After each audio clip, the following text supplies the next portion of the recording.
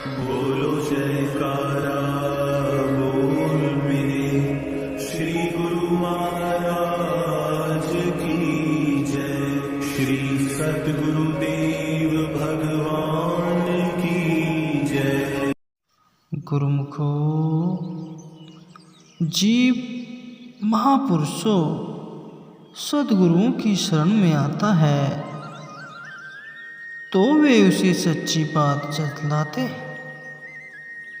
कि हे जीव, न तुम शरीर हो न इंद्रियां हो, बल्कि तुम तो रूह हो, तुम सतचित आनंद आत्मा हो, सब शक्तियों के भंडार हो।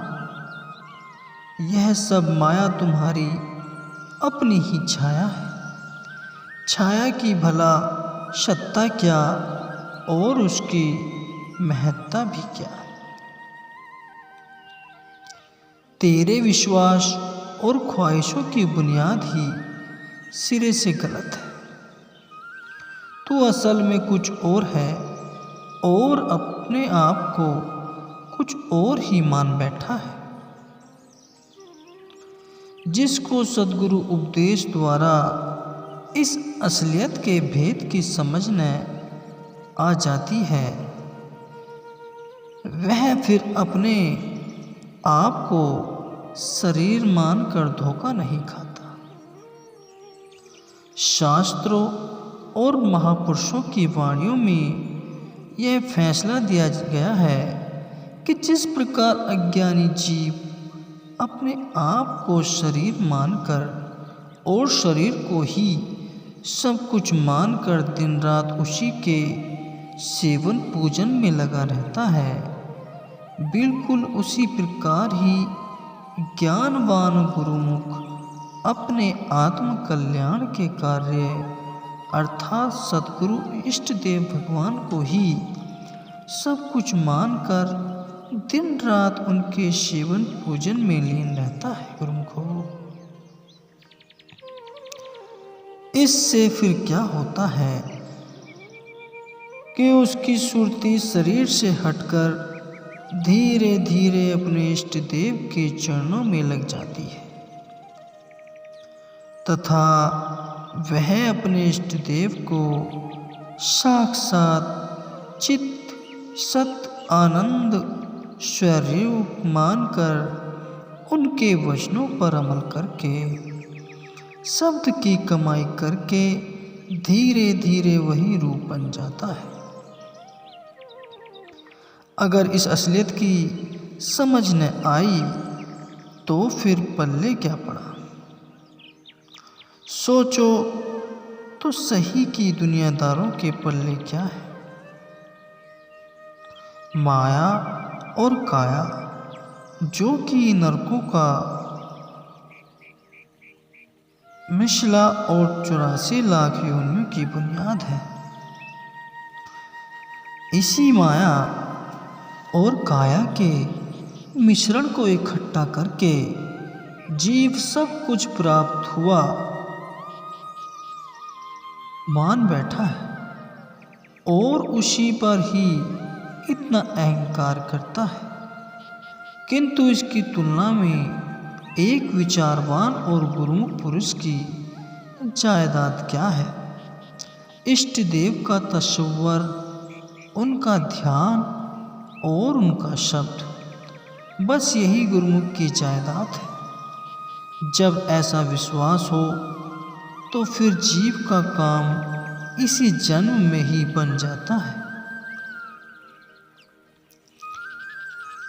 मिसाल के तौर पर जिस प्रकार कोई मनुष्य रात को प्यासा सो गया तो स्वप्न में रात भर उसको प्यास तंग करती रही। स्वप्न में वह प्यास के ख्यालों को लेकर नदियों, तालाबों, कुओं और दरियाओं पर जगह जगह जाता है, किंतु प्यास तो फिर भी नहीं बुझती। क्या कभी स्वप्न की प्यास भी बुझ सकती है? हरगिज नहीं। बस इसी प्रकार ही माया की ख्वाहिशें भी हैं। जिस प्रकार मनुष्य प्यास में सो गया तो अब सोना और मरना बराबर है, इसी प्रकार शरीर की ख्वाहिशें पूरी न हों पर जब उस शरीर छूट गया तो यह प्यास के ख्याल में सो जाने के बराबर है। फलतः जन्म जन्मांतरों तक नीच योनियों में ख्वाहिशों की पूर्ति के लिए भटकता रहेगा। इसी प्रकार जिस ख्वाहिशों में जो कोई जिंदगी गुजारता है अथवा जो कुछ उसने निश्चय कर लिया है, इस संसार के स्वप्न में उसी स्वप्न की तरह वह दिन रात वही धंधा करके परेशान होता रहता है। न ही उसकी वह ख्वाहिश पूरी होती है न ही शांति मिलती है। इससे जाहिर हुआ कि ये ख्वाहिशें दुख रूप और झूठी हैं। इनसे ऊपर उठना है। गुरुमुख या विचारवान का काम है कि हर समय अपने इष्ट देव के दर्शन की ख्वाहिश और तड़प मन में हो। जिस हृदय में प्रभु मिलन की या इष्ट देव के प्रेम की ख्वाहिश और तड़प नहीं, तो समझो उसके अंदर मोह ममता वाली बीमारी है। जिस प्रकार बुखार आदि रोग होने से भोजन अच्छा नहीं लगता, उसी प्रकार जिसके अंदर में मोह ममता की बीमारी है, उसकी रुचि इष्ट देव के दर्शन, भजन, ध्यान और सुमिरन आदि में लग नहीं सकता। जो मनुष्य का बुखार उतरता है अथवा रोग खत्म होता है, त्यों उसको भूख लगती है। भूख का लगना ही इस बात का लक्षण है कि रोग कम हुआ है।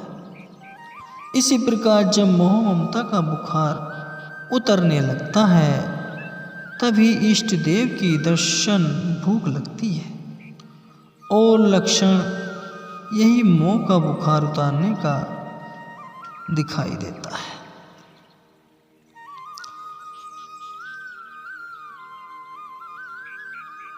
जिसको इस असलियत की समझ आ गई, उसने सब कुछ पा लिया।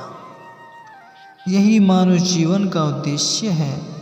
इसी को पाने के लिए ही मनुष्य संसार में आया है और इसी ध्येय को पूरा करने में दिल लगाना है। आज की वीडियो कैसी लगी? वीडियो को लाइक करें, कमेंट करें और चैनल को सब्सक्राइब करें।